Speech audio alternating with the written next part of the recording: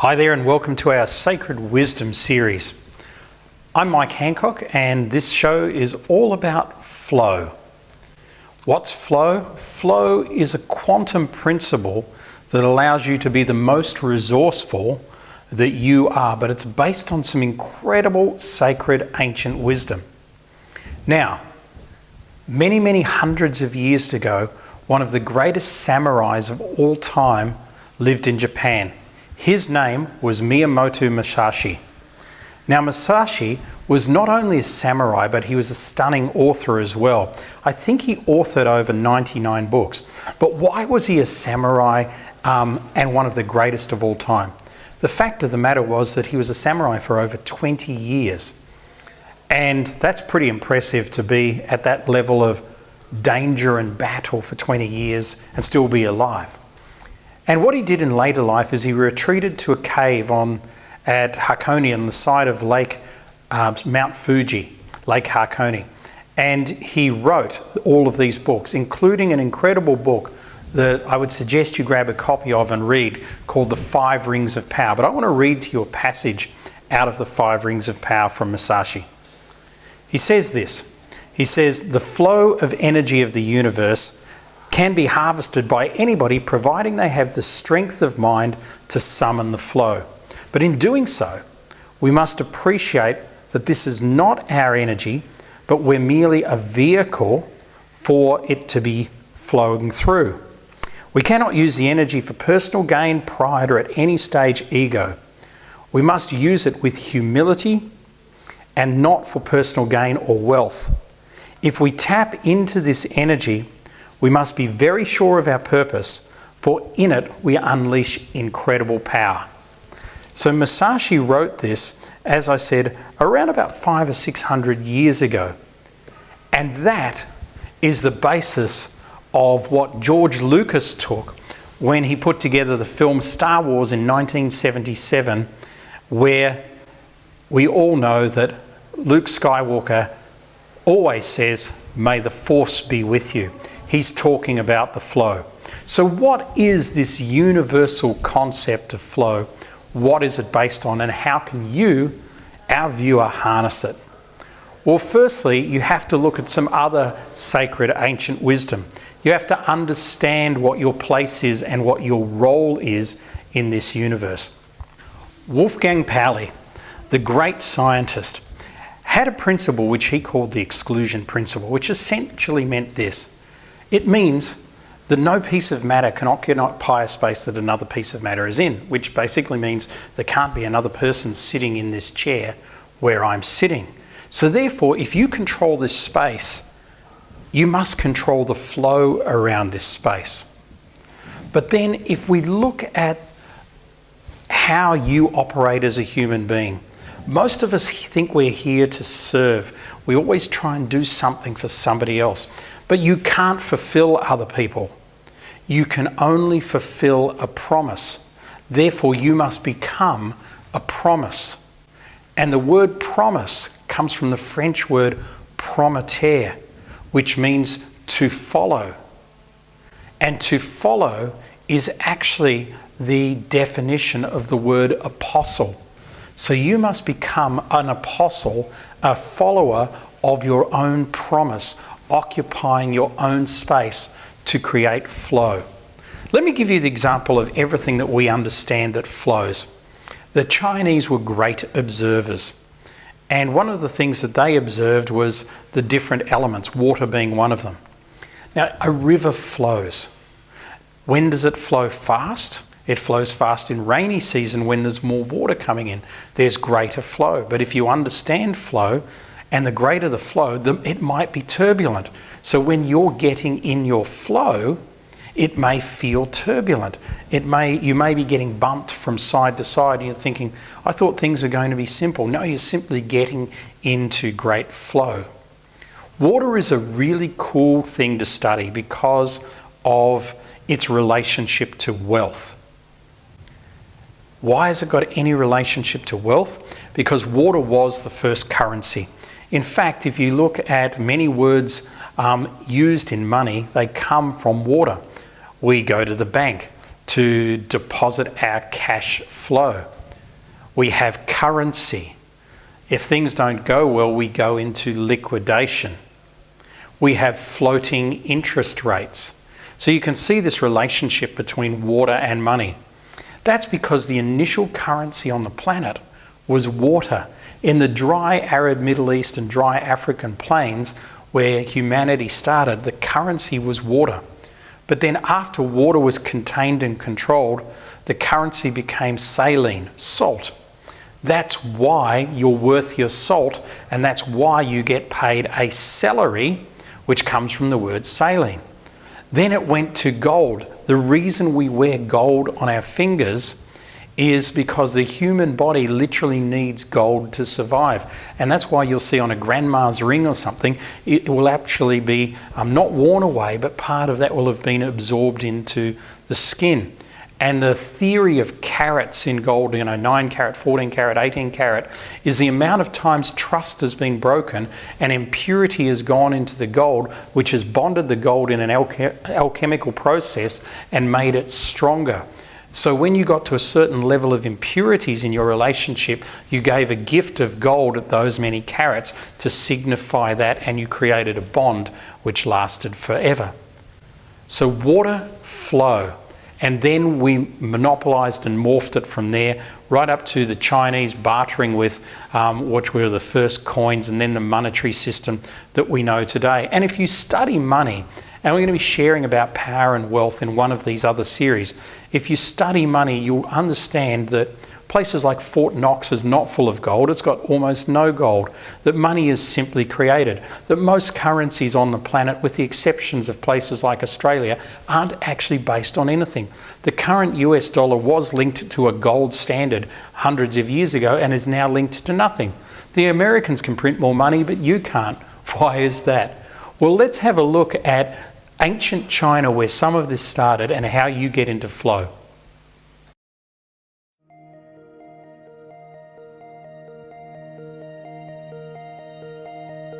We don't do travel, we do profound life experiences. Welcome to Soul Journeys Travel. For more than 10 years, we have led groups of conscious individuals to some of the most exotic ancient sites on Earth. Machu Picchu and Incan empires, Egyptian gods and the pyramids, Mayan prophecies, Viking adventures, On the Trail of the Templars, and even Asia's first spiritual cruise are just some of the spectacular individually crafted tours run here at Soul Journeys. Not only will you experience ancient wonders and sights your eyes have waited a lifetime for, our leaders will help you experience sacred circles, past life experiences, inner journeys, and de-engineering of your human programs that will assist you in overcoming undercurrents and blind spots that have held you back in your life. You will experience a deep and true wisdom, and at Soul Journeys, we share the alternative archaeology and research completed by our leaders that will help you understand that much of what you have learned and have been conditioned with is a lie, allowing you to make better and more informed personal decisions in your life from then on. Some of our clients have done up to 8 journeys with us. Why, you may ask? Because at Soul Journeys, we design personal and intimate journeys for your soul to magical ancient sites around the world, coupled with brilliant leadership, wisdom, and coaching. Join us and have a profound life experience. Go to www.rockyourlife.net and click on Soul Journeys. Something pretty significant happened on the earth around 3000 BC. See, in 3110 BC, it was the reign of the first Pharaoh in Egypt, Menes, the first king, the first documented one in the line of kings that you'll find on the wall at Abydos Temple. In Mexico, 3114 BC was the start of the Mayan calendar, and it was articulating the 5th Mesopotamian age, which is the age that finished on 21st of December 2012. That 5,000 year period was very significant to the Mayans. And in China, at around about 3100 BC, the Emperor Fu He commissioned a great work. The work is called the I Ching. In the West, we call it the Book of Changes. It's a multi-authored view of the world from the Chinese perspective. In fact, some people actually even call it a map of evolution. Now, the I Ching itself was brought to the West by Richard Wilhelm, who was an understudy to Carl Jung in the early part of the 20th century. He became disillusioned with Jung's views, which came from Freud, which was very much the fact that if you were like your parents, you would grow up exactly the same as your parents. That was Freud's view. Jung had a slightly different view. But Wilhelm and Jung hung out together. Now, Wilhelm gone to China and he found this work, the I Ching, and he brought it back to Jung. And Jung took this work and made it represent against Freud's work. And through that, he created archetypes, first archetypes, the patriarch, the matriarch, the warrior, the record keeper, which is Thoth or Thoth in the Egyptian. And that then became personality styles like the Myers-Briggs indicator, the disc indicator, and numbers of others that are around. But more importantly, and what they overlooked, was that the I Ching was a great representation of the Akashic records, everything that was, everything it is, and everything that ever will be. Let me explain that further for you. You see, the I Ching has 36 hexagrams. A hexagram is made up of 6 lines. On the line, it is either a long straight line like that or a dashed line with 2 dashes. Simply think of it as this: binary code. The 0 and the 1, the same code that every one of our computers, including your latest Apple or Samsung, is made up of, right? It's exactly the same. So when you have a hexagram, there are 64 alternatives of hexagrams, 64 combinations of one line and then a dotted line. So you could have all straight lines. You could have all dotted lines. You could have 3 straight and then 3 dotted. You could have 64 different combinations. And each of those combinations represented an element which the Chinese had observed in nature. For instance, the combination of what's represented in my birth numbers in the I Ching is the word thunder. So thunder, making a great noise, unseen, etc., etc., and they go into what that is. Whereas one of my friends is valley. So it's looking at a great valley and what that is as well. Now, I'm not sure if you actually have realised this or put 2 and 2 together yet, but when you think of 64, where else does 64 hang out? Yes, that's right. The answer is in DNA, found by 2 scientists, Crick and his partner, in the 1950s. Our DNA, the way in which we are encoded, we have 64 common strands of DNA, 32 and 32, which is the same as 32 vertebrae in our spine and 32 teeth in our mouth. Our DNA is all coded. We are a microcosm of the macrocosm. So what the I Ching has done is it's given us a DNA map for every individual based on the Akashic records, that we can study what is our natural flow, the way in which we're to resonate with the world. I'm to resonate as thunder, making a bit of a noise. That's why I'm talking to you now. Whereas other people could be the mountain, they could be the forest, they could be other things that are observed in the world. So from that perspective, let's now look at how we process. Now think of the human brain like this. Think of it like a movie screen. When you go and watch a movie, not so much these days with digital film, but when you go and watch an old film, films had a certain number of frames per second. And so let's just say an average film might have 32 frames per second. And when you watch that film, you see the person doing gestures on that film, just as I'm doing them here, and it looks to be normal, ordinary, even flow. Yet, when you look at each frame, you'll see one gesture is here, then you look at the next frame and it's here, the next frame it's here, the next frame it's here, the next frame it's here. What actually happened? Where's the gap between the 2 frames? That's the part that your mind doesn't see, because at 32 frames per second, all you see is constant motion. Now, if we speed that film up to 64 frames per second, we've got more motion, so what we're seeing now is slow motion. If we halve that film down to 16 seconds, what we see is fast motion. That's the way the old silent movies were done. Remember, they had that really fast step to them. Now, this is the way that our brain processes. Our brain is essentially processing at that 32 frames per second.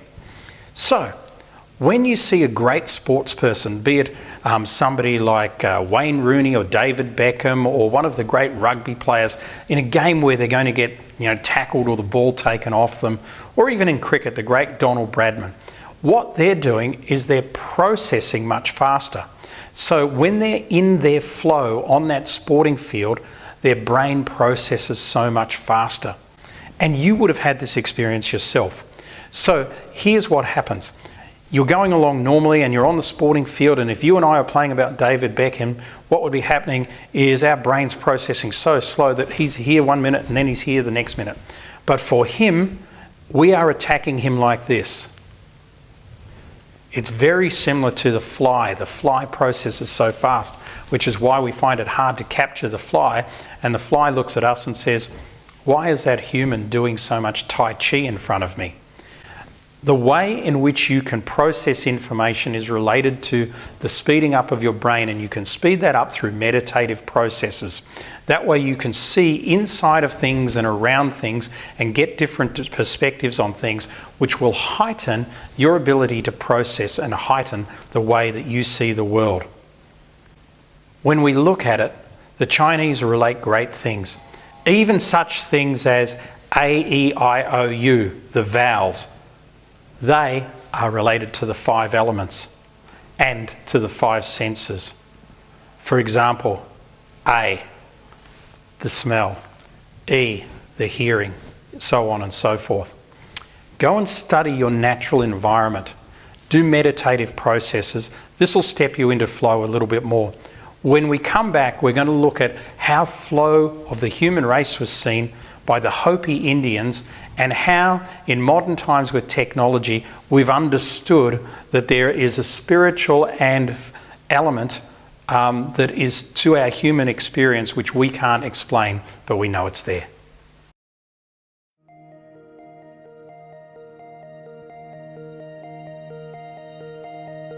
We don't do travel, we do profound life experiences. Welcome to Soul Journeys Travel. For more than 10 years, we have led groups of conscious individuals to some of the most exotic ancient sites on Earth. Machu Picchu and Incan empires, Egyptian gods and the pyramids, Mayan prophecies, Viking adventures, On the Trail of the Templars, and even Asia's first spiritual cruise are just some of the spectacular individually crafted tours run here at Soul Journeys. Not only will you experience ancient wonders and sights your eyes have waited a lifetime for, our leaders will help you experience sacred circles, past life experiences, inner journeys, and de-engineering of your human programs that will assist you in overcoming undercurrents and blind spots that have held you back in your life. You will experience a deep and true wisdom, and at Soul Journeys, we share the alternative archaeology and research completed by our leaders that will help you understand that much of what you have learned and have been conditioned with is a lie, allowing you to make better and more informed personal decisions in your life from then on. Some of our clients have done up to 8 journeys with us. Why, you may ask? Because at Soul Journeys, we design personal and intimate journeys for your soul to magical ancient sites around the world, coupled with brilliant leadership, wisdom, and coaching. Join us and have a profound life experience. Go to www.rockyourlife.net and click on Soul Journeys. Hi there and welcome back. We're talking about flow, and we've seen how the DNA in our bodies is related to the I Ching, the Book of Changes, and how the Chinese were great studiers of nature. Yet, all the way across in America, for many hundreds of years in New Mexico, in the tribe of the Hopi Indians, there's been a significant rock which has been discussed over all time amongst the leaders. And in the modern world, it's very, very pertinent right now. It's called Prophecy Rock. And when you look at the rock, you see people walking up a hill. And when they get to a certain spot, they can go one way or go the other way. In the Pythagorean Academy, In ancient Greece, Pythagoras called this the why. The point in your life where you get to the road and you have to take the left or the right. And way back at that Pythagorean academy, they studied the why. They said it was the most significant time in a person's life. And this is depicted on the prophecy rock. What the prophecy rock says is that if we keep going as we are as a human race, we will go where there's no food, no resources, no love. But if we change our path and we shift to a path of consciousness, we will be in abundance. There will be family, there will be children, and we will endure. Why am I sharing this? Because now we live in the most important time of history, and it's time for you to choose your flow. You see, in the mid-90s, NASA put up a satellite, a geothermal satellite. It was only up there, and it's still there, and it still does this, as far as I know, every day. It's there to do one real thing: measure human emotion on the planet. Why human emotion? Because emotion is the words energy in motion.